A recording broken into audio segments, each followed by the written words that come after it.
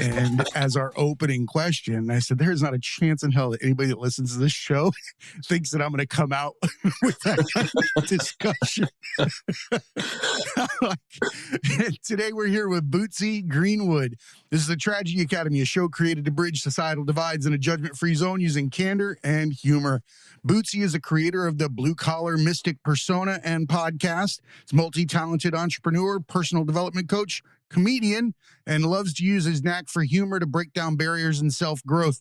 Bootsy, what's going on, my man? Jay, how are you? Thank you so much for having me today. Living the dream. Yeah, man. Living the dream.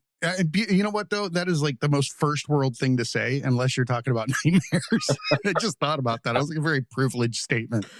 I don't think other countries are going, oh, living the dream. Right. There's just mosquitoes here. Yeah. Bill Gates keeps flying in, but fuck. Yeah. I'm not living your dream. That's right. It's some dream, but...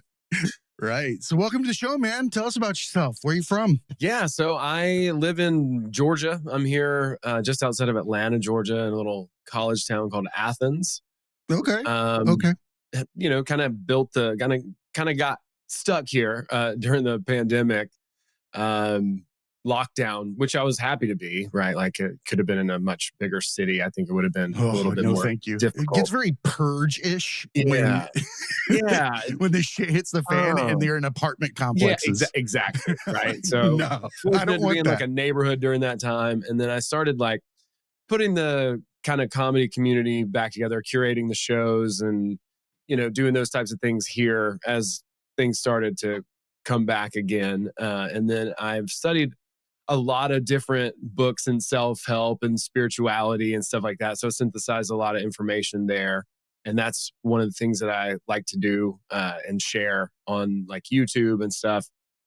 There's this one book here that was really impactful to me. It's called Reality Transurfing, a weird name. What's his name? He's Russian, right? Yeah. Great book. Yeah. I read that not long back. There's a lot of truth within those pages. And I think that people would understand it if they utilize their time to listen to people like yourself who break things down into a digestible manner that through analogies, humor, juxtaposition. I believe that people like yourself are a conduit for, what's the best word? For interpreting the life experience. Right? And making it palatable for everybody and taking those, what are not difficult concepts, because I don't like to say that, they're concepts that require a different lens with which to view them and decipher them. You yourself have taken the time to sit down with books, likely meditate, and find that these are the ways that you can translate this information. So I appreciate you. I'm super excited to hear about what you thought about that book. And I saw you interviewed somebody not long ago talking about this exact concept. So I'm excited to hear more. Yeah. Let's go. Yeah, dude. It's an interesting one for sure. Like I had read all these other books even prior to that. I really liked a lot of the stuff in the early 1900s, the New Thought stuff and Emerson, the Transcendentalist, all that. But this particular one seemed to really tie a lot of things together because it's like, it's kind of an approach.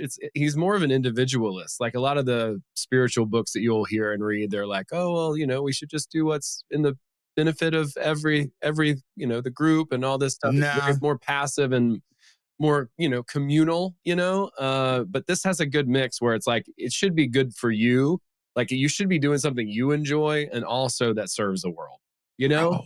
That's what we're made for. We spend 99.99% of our time trying to be somebody when we're already a character. Right? Like, what's the point in fucking putting all this time into being somebody when all you had to do was be yourself? Right? But I like to describe that as a curb. or a cliff and a curb. You walk up to it thinking it is, you have a blindfold on, and to be yourself means you have to step off that cliff and trust that it's going to work out. But the reality is, once you take that step and you remove the blindfold, you realize that the cliff was a curb. There was really no shit to go through. It's like, you're at the frat party with a rope tied to your ding dong, and they're like, oh, we're going to throw this thing, and you're freaking out when really you're just sitting in Denny's, right? Like, it's not a thing. So I'm with you, man. Yeah. Yeah. It's I never knew that though. I was that guy. I never knew. I didn't either. I didn't learn until like 42. Right. I could be myself. That's enough. Like, that's really all that is required. Cause like, yeah, I mean, the whole point of the book is really to just be in alignment with yourself, to be your like most authentic. So you should be doing something that you enjoy or pursuing something that you enjoy. And that also, people get something out of. So that's going to obviously be different for everyone, and everyone's got a lot of just natural skills. One of my mentors years ago said that just because it's easy for you doesn't mean it's not valuable for someone else.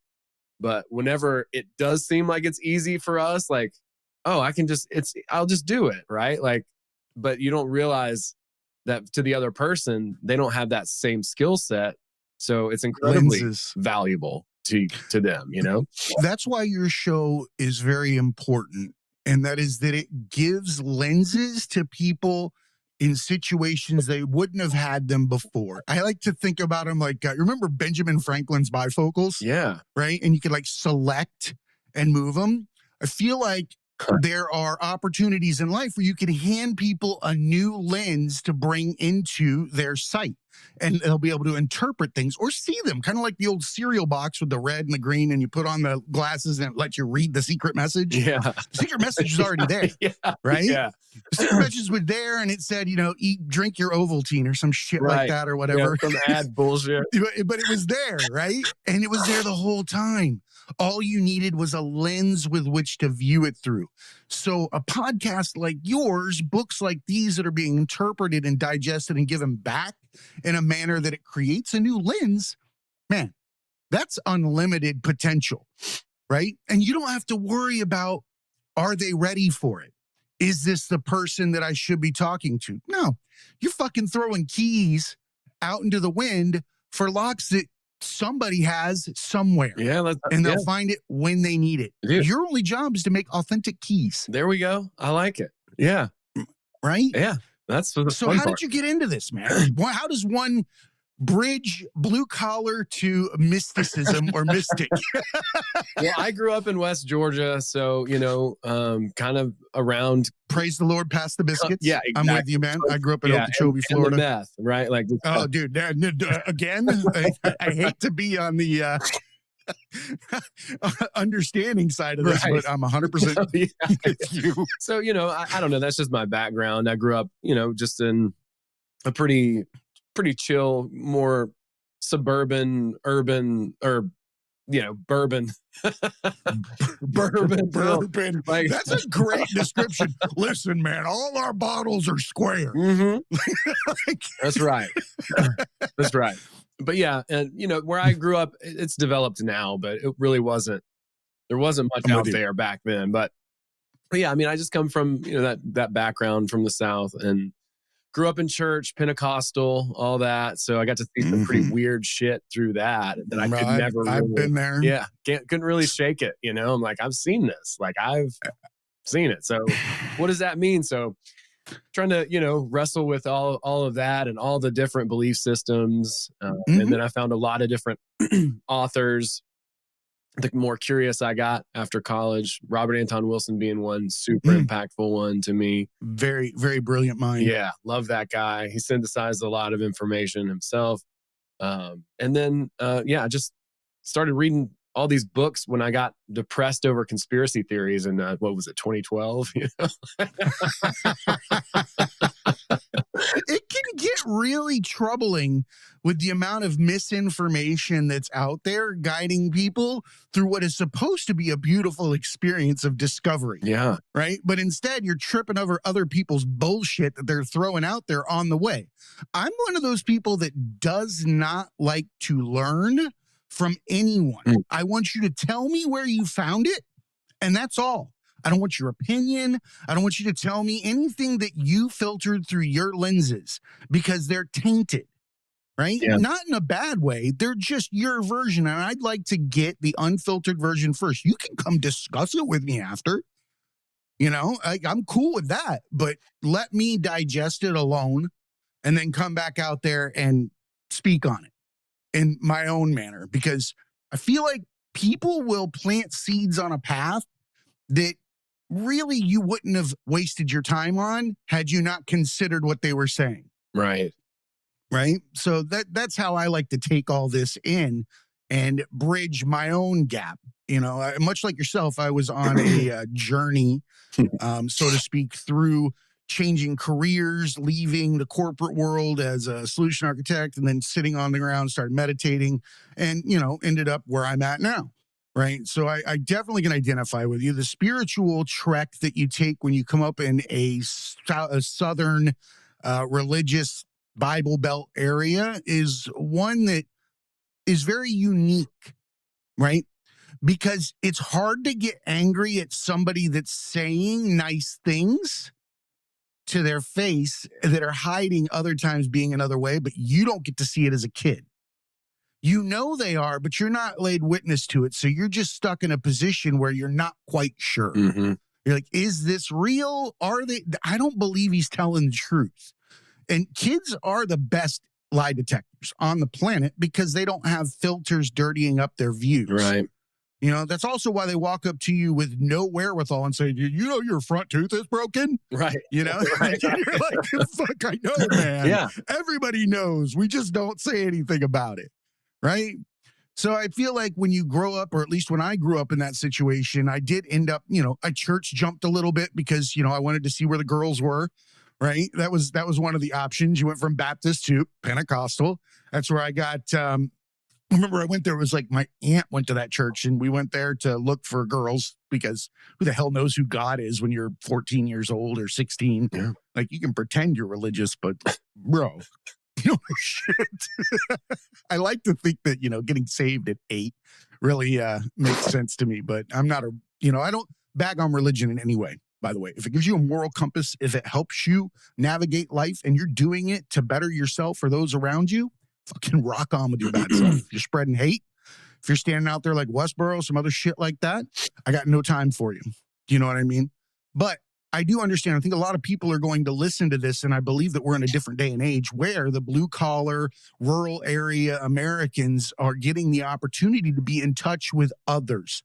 We have a collective consciousness that has now grown that is the internet. Right. And you also have to look at the fact that up until more recently, there was a socioeconomic divide in that as well, where a cell phone that existed for white collar for X amount of time had not even made its way to Papa and Nana and Uncle Randy and, everybody else out there in the fucking holler or whatever. And they're plugged in now. They get the opportunity to converse and get a new viewpoint outside of what has been the North Side Church or the West Side Church and the, 1, 2, 3 that are in the town. It's true. Right. Yeah. And I love that you challenged the status quo mentally. I'm not talking about on the outside.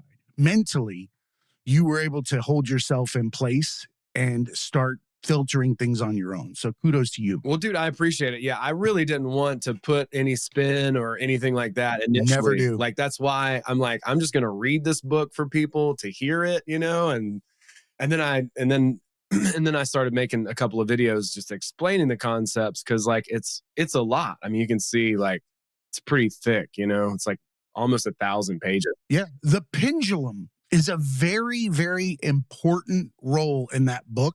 And it's very eye-opening. Mm-hmm. And being someone that's read this and you've liked to talk about this recently, why don't you tell us what the pendulum is? Because I try to explain this to people because it's macro and micro. Yeah. Yeah. That's what's crazy about it. Yeah. So what's really eye-opening about this book is just understanding energy and how it moves.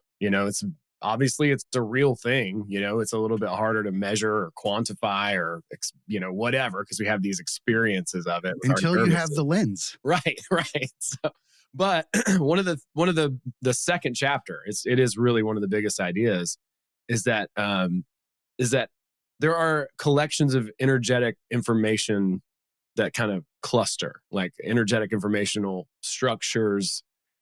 You Mm. might know it in magic as egregores. There's tulpas or tulkus in Buddhism, but the idea, or like maybe even demons in Christianity, right? But like the idea is that that these energetic forms, and we can kind of look at any sort of organizational structure. So wherever two people or more come together, there's this energy created.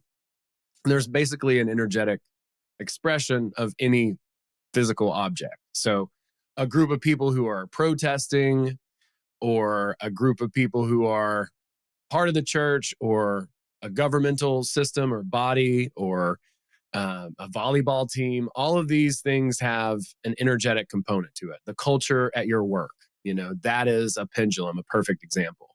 One example I like to give is like if you've ever been to a football game or whatever, right? Like you feel the energy of each team, and there's positive energy and there's negative energy, and you can feel them both very palpable, but they're both just as powerful as each other too. So the negative energy, even though it's negative, it still has that momentum. And that's why there's no such thing as bad press, right? Like, so I, there's a lot of people Davey who might argue, but right. I mean, Well, there's a lot of attention moving I in know that direction. I'm with you. But yeah, Yeah, but yeah. So I don't know. I like the example of a stadium. that which gets focus is what comes to fruition. Yeah. I mean, there's an old book called The Crowd by Gustave Le Bon.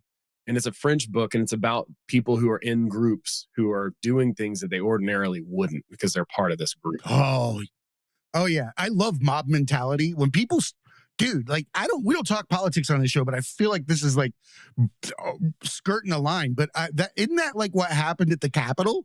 Like some people just straight lost their shit that normally wouldn't have lost their shit. Doesn't that always happen, right? Like it always happens. Right. You see it across the board over time. Would you ordinarily by yourself pick up a brick and throw it through a store window? Probably No. most people won't, right? Would you normally go to a beheading when you lived in France in 18 whatever? Right. No, it's because everybody went to the beheading. Exactly. That's exactly right. Yeah. So these collective energetic structures, whatever they are, right? Like that kind of group up. A weird transference. Right. We're like connected with them. And a big part of the book is like, if you're giving yourself over to these systems, these groups, these energies, then you're losing out your own identity. Like you can become so identified with literally any group or any ideal that you completely lose a sense of who you are. If you got, we could use any example, but I try to use absurd ones, right? Like you could become so obsessed with the Los Angeles Lakers that you don't go to work anymore. You sit at home and watch reruns of the Lakers, and you buy all Lakers gear, and you go into so much debt, right? Like just wearing those 70s like headbands and wristbands everywhere. Right? At least you look good. You got style. Yeah, right. Dude, I'm with it. They need to bring those back. That and tube socks with stripes. Absolutely. But you can give yourself over to anything so much that you actually lose your identity, and you're basically living for it. You're like a puppet. You're describing how fragile the human experience is, and also how it's created from within, right? Into an outward perspective. We believe that is how we're supposed to navigate life, when in fact, we're supposed to be taking it in. Right? We're not supposed to be outwardly projecting ourselves. We're supposed to be consuming the world around us as the gift that it is. Right? But we don't do that. We walk around and we try to, throw our chest out like Conor McGregor and wear 18-piece suits and spinning watches because that's what they want us to think, or what he wants us to think of who he is. Conor, don't come fucking punch me. But in reality, this is what we do. We create personas. Right? Yep. That is what is the ego. It is a persona. It's what you create. It is your character. It is your avatar. It is whatever you want to call it. Right? Because it's made up. Yeah. It's so made up that you could become a method actor and sit down, become a character, and then kill yourself afterwards based on the character's mindset, Heath Ledger, right? Yeah. We've seen these things. You will adapt to what you live, right? And you will believe that you are something until you don't. Yeah. Right? And people live deliberately in that lie because we're so inundated with criticism that we don't love ourselves enough to be the unique puzzle piece that we are, right? And if we took the time to not bend our corners, to not be an edge, to not be that other piece in the other side, and actually be the one we are, we're actually going to land with the people that we fit in with, right? You're not going to be smashed in the corner. You're going to be in the middle of the green forest on that puzzle, hanging out, like, where's Waldo? Like, I don't want to be in some weird section that I'm trying to hang out in. Right. That sucks. I did that.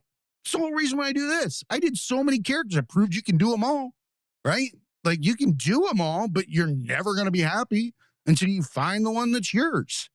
And F the people that tell you not to be yourself. That's just them not having the courage to be themselves, even if they know it or not when they're telling you. Yeah, it's true. So you find yourself in the library of spirituality and self-knowledge.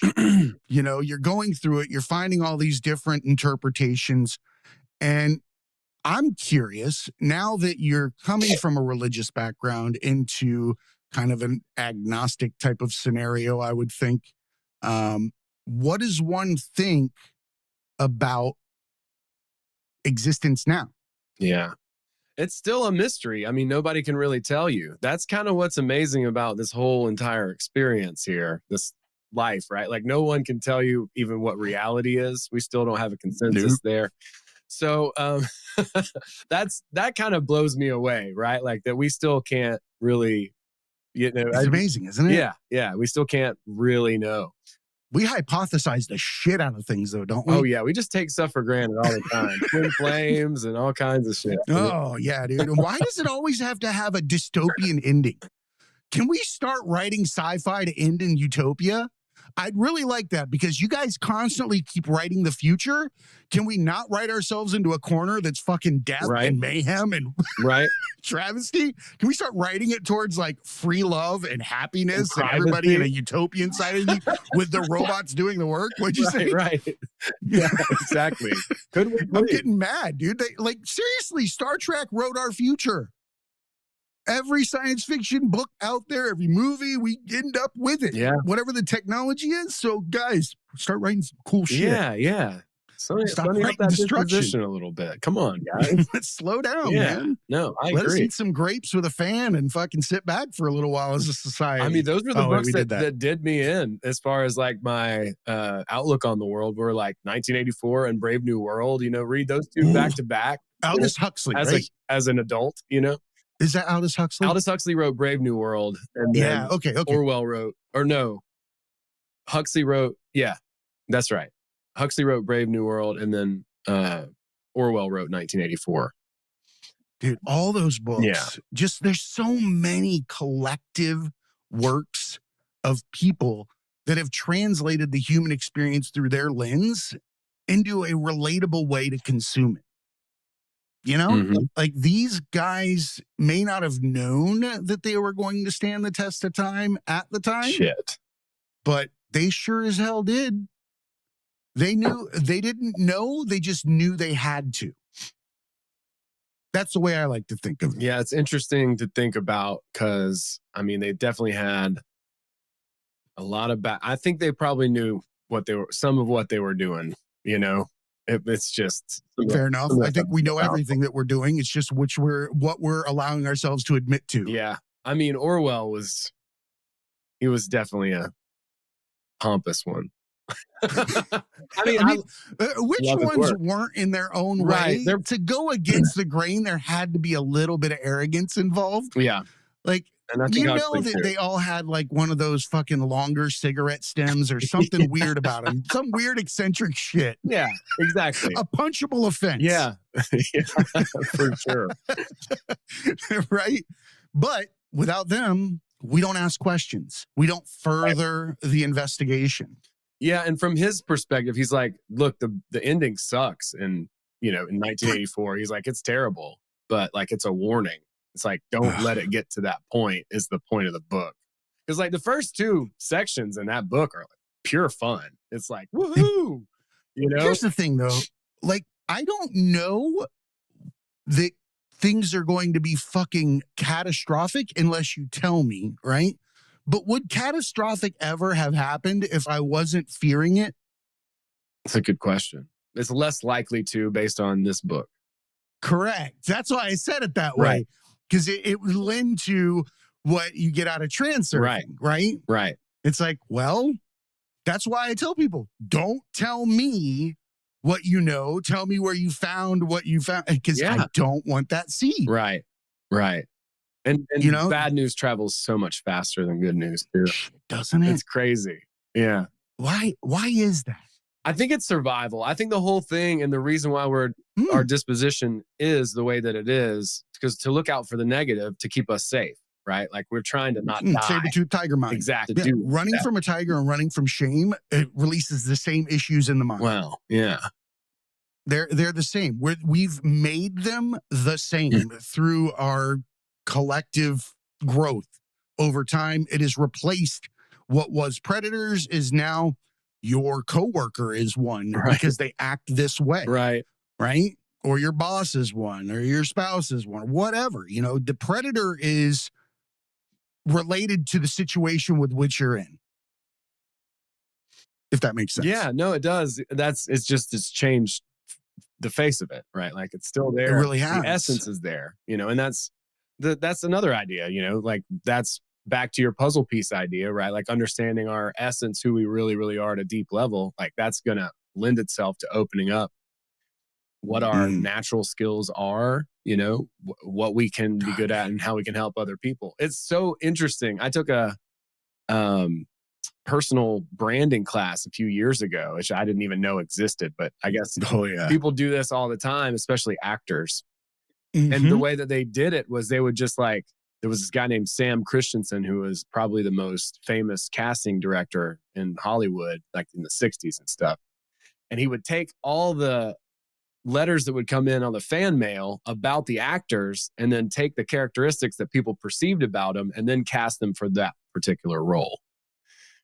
So all great actors play themselves is one of the quotes in the book. I firmly agree with that. And so there are very few actors that play multiple roles. Most of them are really good at playing themselves and getting cast in it. Right. Exactly. Billy Bob Thornton. You know what I mean? He's going to be... Bro, that guy can do any role. He is a genius at interpreting the human experience. Like Sling Blade and Bad Santa. Yeah. Good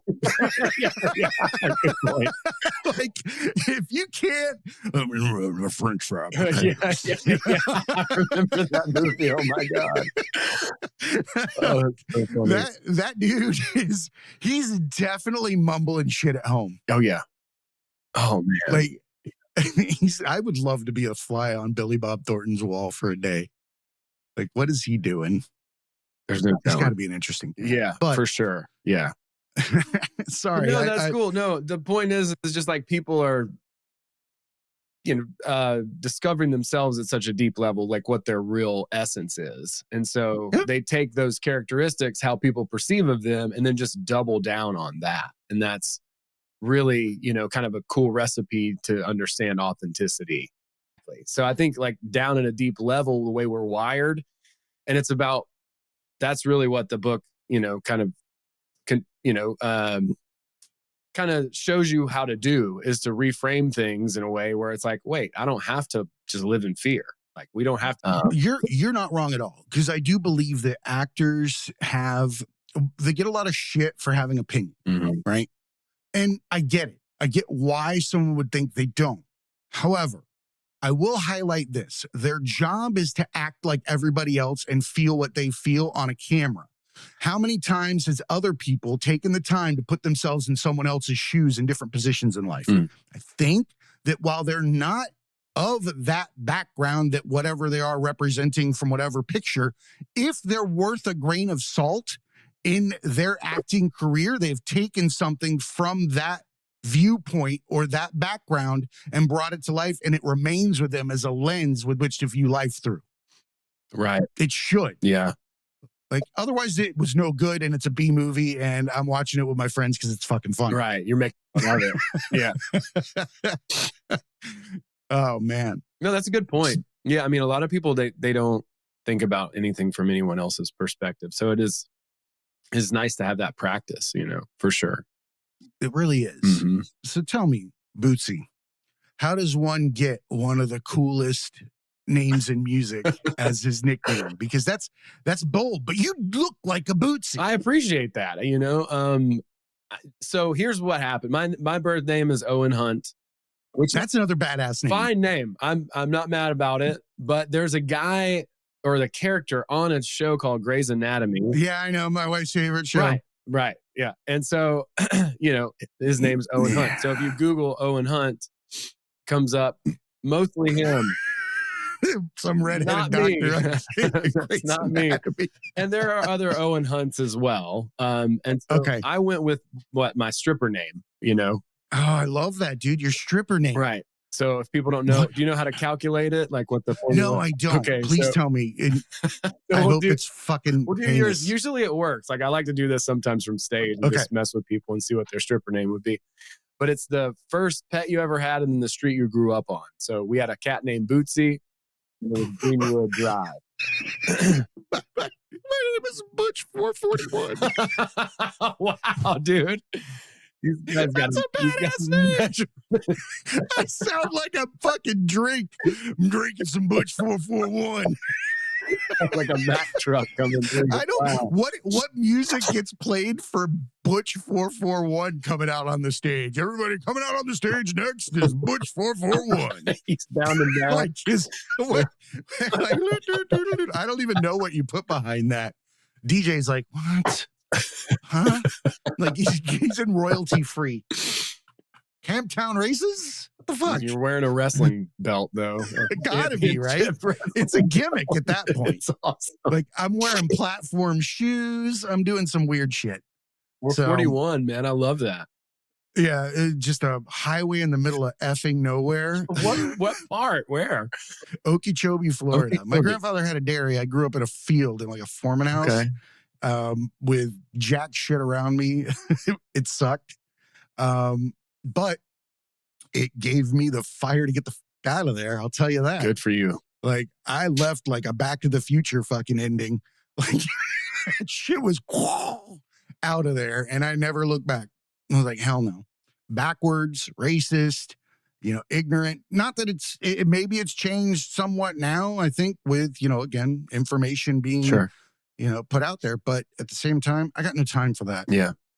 I just really don't. Life's too short for me to even entertain that you have a problem with other people. Yeah. Like, go do that on your own time.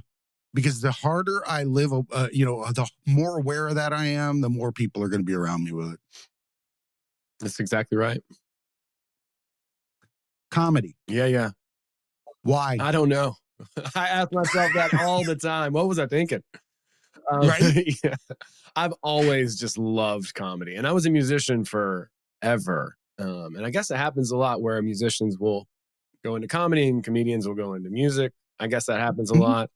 But I was a musician all through college and I just loved stand up. I loved SNL growing up. And I mean, some of the most impactful stuff, watching Chappelle's show in college when it came out at its peak.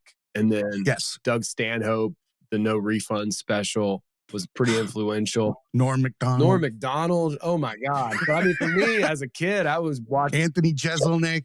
Dude, I was watching like Adam Sandler and Chris Farley in their day. Oh, yeah. That was just the best. And so I always loved comedy. And then I think I got into spirituality and I think it would have been really easy for me to kind of like, just like spiritually bypass stuff and kind of just push things under the rug, that I should notice and acknowledge, the obstacles the way, right? Like we're gonna go this. It's amazing how we can do that. Yeah, and You could be living in a hoarder's house of shit in your yeah, mind and pretend like you're in a fucking open like courtyard in yeah, like the palace. exactly. And so I think comedy has helped me to be really honest about my position, my perspective. And then it's really challenging. I mean, and it's helpful for public speaking and all of that. So I Mm. mean, there's a lot of reasons why I want to do more stuff with it down the road. Um, it's just a really fun and challenging thing to do. Why not? I guess. Yeah, no, I agree with you 100%. And it's something that I've been pushed towards a lot that I have not done yet, but it may happen here I shortly. think you should. And You have a great persona for it. I appreciate that. I believe that comedy is one of the strongest effectors of change. And I think it's because it takes away the pain at the same time that it gives you a position on something. Or it gives people an opportunity to hear their peers' reaction to what it is being said on the stage when they're the offender without being called the offender. There's nothing better than not realizing you were something that is so heinous, it's now a joke on stage that you never realized you were. Ooh. Right? You're not going to raise your hand and call yourself the offender Right. of Chappelle's joke. Right. Right? But you're going to go, maybe I'll open more doors. Mhm. Whatever it is. Like I probably should have, I didn't know you couldn't say Indian. It's Native American. Right. Something simple. Could be. Simple. Yeah. Right. And that's how you learn. But in humor, you get to sit next to the other people and laugh at yourself and go, whoops. If you're able to take things like that. But I believe that it serves a very great purpose in being able to also point out the fallacies in society. Like George Carlin was amazing at that. Incredible. He laughed at the human experience like nobody's business. Yeah, he did. Right. And I think that comedians do that quite a bit. They are self-deprecating. I think that that's, kind of comes with the territory. There are very tortured minds, much like you would get with a musician. So I can see why they cross over quite a bit. Mhm. Right. And let's face it, it's creating something out of nothing. Right. It's music or it's jokes.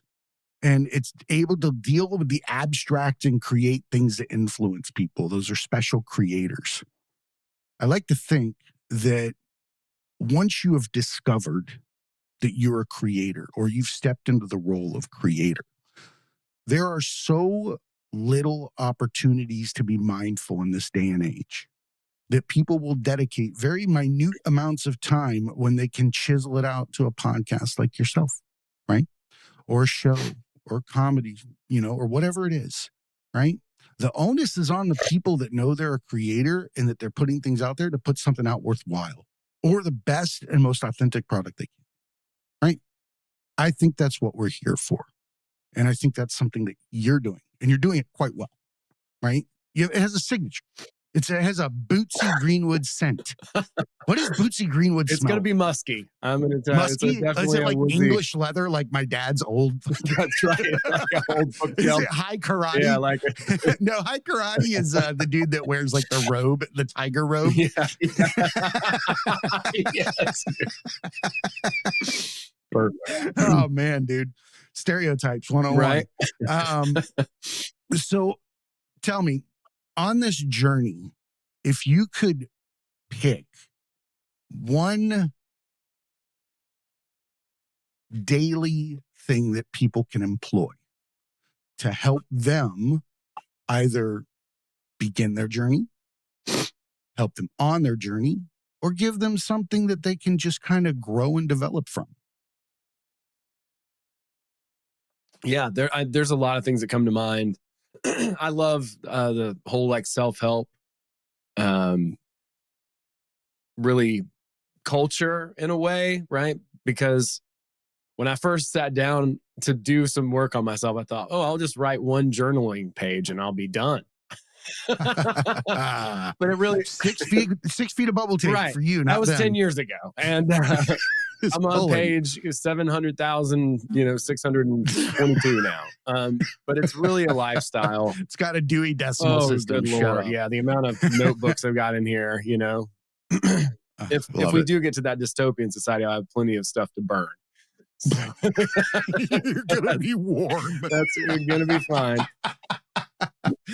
But there's lots of things that people can do. I mean, I would say just sit down and give yourself a little bit of time. Think about what your higher self might be. Like give yourself a little bit of a buffer there, because I don't think a higher self is supposed to be some like pompous, angelic douchebag that doesn't have any fun. But like, think about what that is. So like the reason why transfiguration is to look upon this being that has all these qualities is to start to absorb those qualities. So if you can create an image of yourself, and it's like who you want to be and how you want to see yourself, and then start seeing that every day. It's just for 5 minutes, write down a few bullet points, whatever those characteristics are, whatever, and then just start to compose that image of yourself. Because all the manifestation stuff is always about getting stuff, seems like. Just be it. But yeah, you got to be you and yourself, and that's going to be the thing that's going to actually create the image that you want to see in the mirror, because it starts with us. Like, we're the big domino that knocks over next domino. So start with yourself and ask yourself who you really want to be. One of the great kind of intense but great exercises from the 7 Habits of Highly Effective People is to think about your funeral and what people say about you at the end of your life. It's intense. But can you have 2 like sporting teams? Yeah, you sure can. You can do it however you want. Which would be fun. Mine's gonna look like a fucking Harry Potter fucking Quidditch match. Dude. There's fucking houses everywhere. Like they're trying to sign a constitution. Why is there so much consternation in here? Yeah, what is this? and why is John Stamos here? No, I'm kidding. Yeah, exactly. Just some fucking random person. Yeah, right. There's a comedian that brought that up once. I'm not trying to jack his stuff. I just No, can't that's remember his name. great. It's That's like great. bringing a weird, like inviting somebody to your funeral in advance that is just random, that everybody would recognize but not know why they're there. Right. I think that's something I should employ. I think so too. It's going to be someone super bizarre. Yeah. Too. It's not More going to be the a normal weirder the person, better, but you I shouldn't- think, Yeah, Yeah, right? yeah, absolutely. Right? Like, absolutely. Dude, it has been so cool having you on, right? I love what you're doing, and I love how you're spreading your message in digestible ways and with your own spin on it. Because it would really suck to walk up to a table to season your meal, and every single fucking seasoning was salt. Yeah. Right? And everybody's trying to be fucking salt. How about you be the fucking seasoning you are, so we can get something that's better tasting, or an invite to the right barbecue where it tastes good? I don't know, but I'm tired of bland shit. Be yourself, because then everything tastes better. Yeah, man. Right? So you're being your own flavor, a Bootsy Greenwood. It's fucking amazing. We're going to come up with a signature scent for you. I'm telling you, like you have a voiceover. There's a whole persona. Like Bootsy Greenwood is something. Yeah. It's like, I don't know, might be a little Sasquatchy. I don't know. Bootsy Greenwood? Seems a little- Now, Bootsy Greenwood is cool. Bootsy Greenwood doesn't care what you think about him. Yeah. Right? Bootsy Greenwood is no. You come to see Bootsy Greenwood. Bootsy Greenwood doesn't come to see you. Well, I'm having fun. I'm really enjoying it. Thank you so much for having me, Jay. I'm honored to be able to share some stuff that might help. Bro, tell everybody where they can find Yeah, you. man. BootsyGreenwood.com. Dude, I fucking love that name, dude. Oh, by the way, I brought this up before when somebody was on here. Thank you for not wearing a hat every day. Oh, you're welcome. Because I'm telling you, no, you don't wear a hat every day and you have a beard. Because I had people I knew for longer periods of time than I'd like to admit that thought I was bald because I wear a hat half the time.